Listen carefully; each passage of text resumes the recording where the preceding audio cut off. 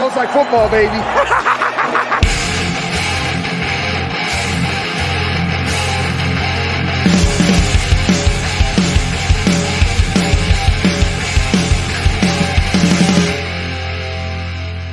What's up, guys, and welcome into Waiver Wire Sniping, Sunday morning of week 3. So here to get you set with all the waiver wire ads that you should be making before kickoff today to get ahead of waiver wire next week.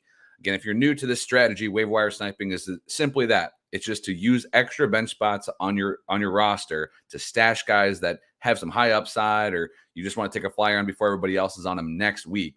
And if they hit, you're sitting golden. You beat everybody to these players.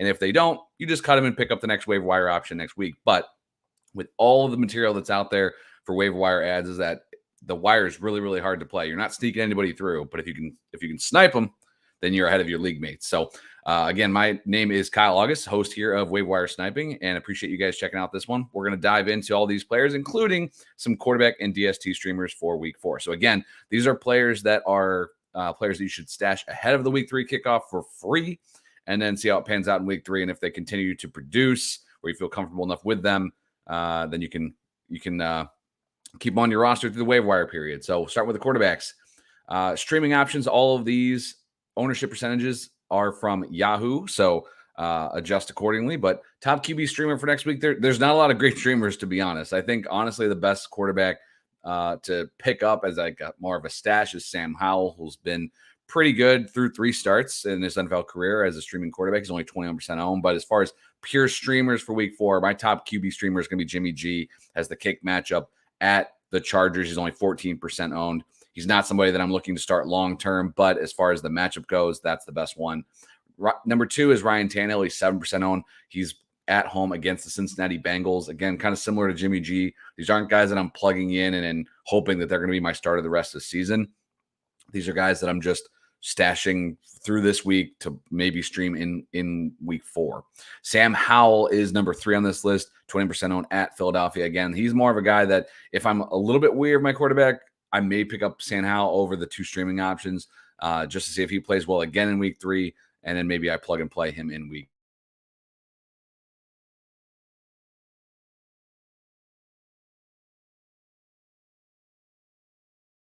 So Roshan Johnson, 47% owned. He's a guy that you need to stash right now. They already had Donta Foreman as a healthy scratch last week. The Chicago Bears did. So the rookie Johnson has continued to work his way up the depth chart. So he should be more widely owned. So go make sure that he's owned in all your redraft leagues. Number 2 on this list is Kendre Miller, 32% owned. Not sure why he's so little owned across Yahoo leagues, but again, in your redraft leagues, you need to make sure this guy's stashed. We do have Alvin Kamara coming back next week from his 3-game suspension, but the Saints put Jamal Williams on IR, so Miller is going to be that number 2 guy there. And I think when you look at that Saints offense, there's enough room for both Kamara and a more rushing downs back, and the rookie Miller is definitely a high upside pick that I don't mind snagging. Another rookie option that I like stashing at 29% owned is Tank Bigsby. He's the backup there in Jacksonville, so he needs to be stashed across all your leagues. He's above the handcuffed tier that I'll get to here in just a minute. Justice Hill, 38% owned. His ownership percentage went down because he's going to miss week 3, but they still have not, the Baltimore Ravens have still not added any other running back depth beyond Kenyon Drake. So they haven't brought any of the big names that you'd fear. Hill still saw a lot of the 3rd down work for the Baltimore Ravens last week. So while Gus Edwards and Hill will still be a split, I still think as we get into bye weeks, it doesn't sound like the injury for Hill is serious. So he's definitely a guy that I want to have stashed on my bench. He could be the lead back for the Baltimore Ravens. But at number 5 here, this is definitely more of a stash. He continues to get a decent amount of workload. And honestly, I'm just not a Rashad White fan. So Sean Tucker is someone that I continue to stash across all my leagues where I have room. He's only 4% owned. And he seems to be the clear number 2 right now for Tampa Bay. But he just hasn't worked his way into more of a workload just yet. But at 4% owned, I'm looking to stash. My handcuff rankings for this week, Tajay Spears at 24% owned, Chuba Hubbard at 27% owned, and Zamir White at 4% owned. You know, again, when you're looking to stash a handcuff, you don't necessarily think these are guys that you're going to be able to start. Maybe Hubbard, but these aren't guys that you think you're going to be able to eventually start unless there's an injury. But I'm definitely stashing these 3 guys. Like Jerome Ford was on this list last week. You know, these are the types of players where you're just plop it on the end of your bench and seeing if it hits or not. Deep league stash. The Colts cut Deion Jackson, and they promoted Trey Sermon from their practice squad. I'm not sure that Zach Moss is going to be supplanted, but I'm pretty sure that Zach Moss isn't going to see 98% of the snaps or whatever he saw last week for the Indianapolis Colts. So Trey Sermon is worth a flyer. He's bounced around the league, but he's only 1% owned. Again, super deep leagues. Even dynasty leagues, I saw him out there on the wire. So that's a guy that I'm looking to stash. IR stash, if you have an IR spot and you're not leveraging it, that's a mistake. You should always look to fill that spot regardless. Now, obviously, if you can put players that are out there, that's a great way to just plop a player there and stash one of these guys that we're talking about here on waiver wire sniping. But if it has to be an IR a player on IR to be eligible to be in your IR slot, Jeff Wilson at 26% owned is a great stash right now. Again, similar to Baltimore, Miami has not added anything. And while Raheem Mostert's been solid through the first 2 weeks, I still think Jeff Wilson could be a thorn in his side or maybe even the lead back for the Dolphins. But at 26% owned and an IR stash, it's free. All right, on to the wide receivers.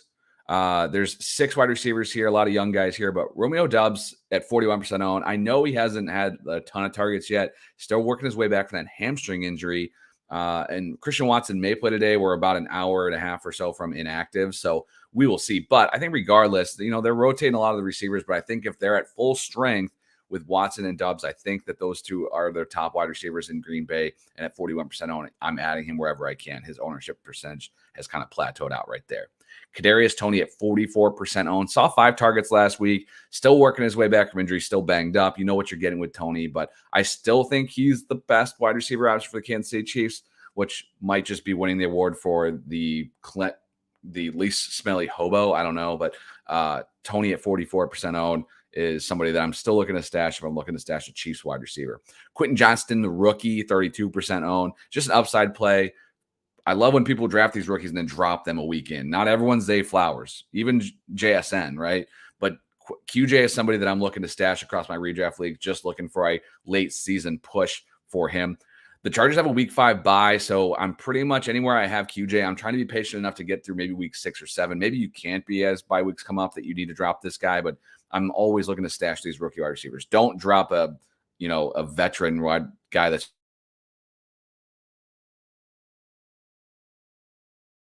Dell at 28% owned, had a nice game last week for Houston. They're going to continue to throw the ball a ton. And Jonathan Mingo at 11% owned.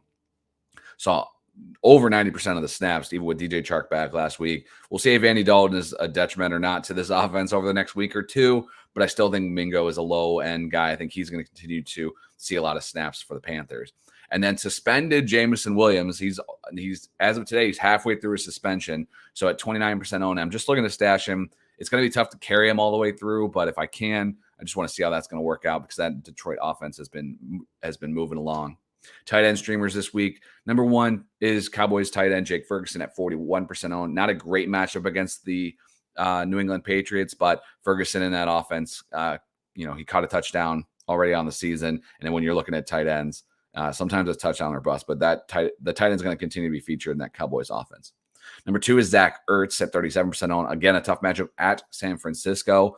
We saw Darren Waller leave plenty on the field against the Niners, but Ertz has seen a ton of targets, and that'll probably continue with Dobbs under center.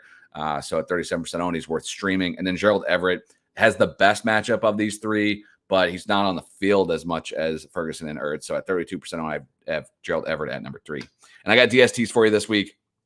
Unfortunately, there's no slam dunk streamer, but if I had to stash a defense, I would go with the Denver Broncos, 40% owned at Chicago.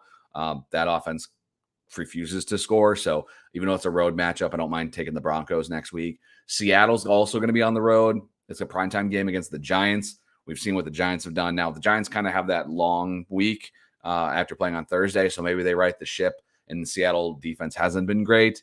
So that's a little bit risky for me. And at number 3, this is the worst unit of the 3 of the Tennessee Titans, but they could have potentially the best matchup going against the Cincinnati Bengals. Sounds like Joe Burrow might be held out of Monday Night Football. We're not sure as of now, but if he sits in week 3, does he sit in week 4? I'll take the chance on just stashing the Bengals and stashing the Titans going up against the Bengals and whoever they're rolling out there at quarterback. So there you have it. Appreciate you checking out today's show. I'll be back next weekend with the waiver wire sniping ahead of week 5. But again, add these players ahead of kickoff this week for free once you have your lineup set. So best luck to you guys in week 3. Catch you next weekend.